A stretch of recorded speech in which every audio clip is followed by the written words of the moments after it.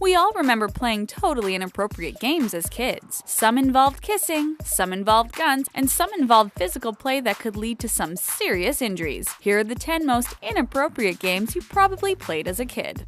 Spin the bottle. There's nothing like a kissing game to get kids excited and parents worried. Most people played Spin the Bottle at some point in their childhood. It's a pretty low-tech game, only requiring a bottle and a group of kids sitting around in a circle. You spin the bottle and have to kiss whoever it points to. Then it's their turn to spin. Who remembers trying to fix it so the bottle landed on your crush? Spin the Bottle has been responsible for many first kisses.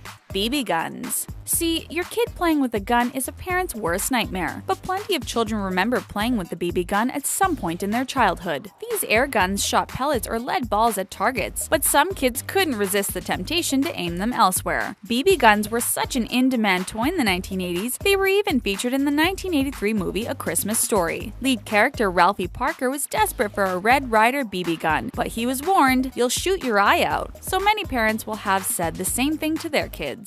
Playing doctor. Kids are naturally curious about each other's bodies, but when a parent catches their child playing doctor with another kid, it can be a mortifying moment. Little kids might innocently play the role of doctor or nurse and examine their playmate. This might just involve looking in each other's ears, eyes, and mouths, but at the most inappropriate level, this involves a thorough inspection of the genitals. It often signals an opportunity for the parent to explain to the child the differences between girls and boys, and the importance of privacy. They're called private parts for a reason, you know?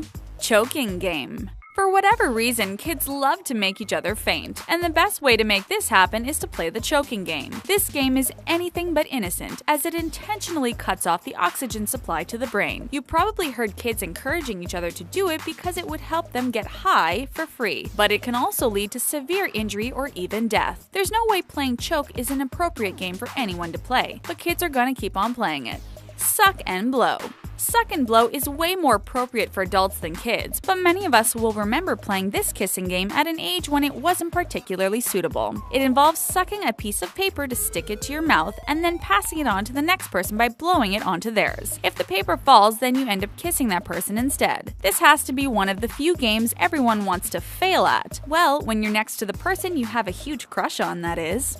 Grand Theft Auto. Violent video games have long been a controversial topic when it comes to kids playing them. The sexual and violent content of Grand Theft Auto in particular has created a lot of concern amongst teachers and parents. So much so that an education partnership in the UK warned parents that they would be reported to the police and social services if they let their kids play video games like Grand Theft Auto and Call of Duty. It's considered allowing access to such games as neglectful on the parents' part.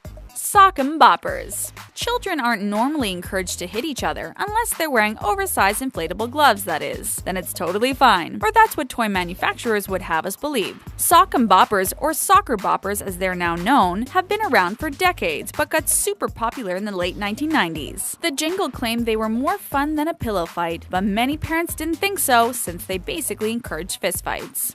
Ouija board. Contacting the spirit world is not an appropriate thing for a child to do, but that didn't stop lots of us from trying out a Ouija board with our pals. Most of us just made our own boards as kids. All it takes is a piece of paper with numbers, the letters of the alphabet, yes, no, and goodbye written on it. You then ask a question to the spirit world and wait for your finger to be moved to an answer on the board. Totally terrifying, and parents were horrified when Hasbro brought out a Ouija board toy specifically aimed at kids. Red Rover. Who remembers chanting Red Rover, send player right over? Red Rover has been a popular playground game for decades. It's been around for ages, in fact, dating back to the 19th century Britain. But parents these days aren't impressed by the physical game. Some summer camps have even banned the game because it's considered a dangerous contact sport. It involves two teams of kids joining hands with their teammates and facing each other. Once the call has gone out, the kid from the opposing team runs as fast as possible at the line, trying to break through their grip, and breaking wrists, arms, and shoulders on occasion too. Ouch. Twister. You'd think an innocent game like Twister could be played by all ages, but placing your hands and feet on those colored circles can cross the line into inappropriate territory when played by youngsters. The fact that your face can end up near someone else's chest or groin is just one example of why this game can get pretty awkward, pretty fast. With various body parts rubbing up against each other, it's a recipe for a lot of inappropriate giggling and blushing. How many of these inappropriate games did you play as a kid? Let us know in the comments below, and don't forget to subscribe to The Taco.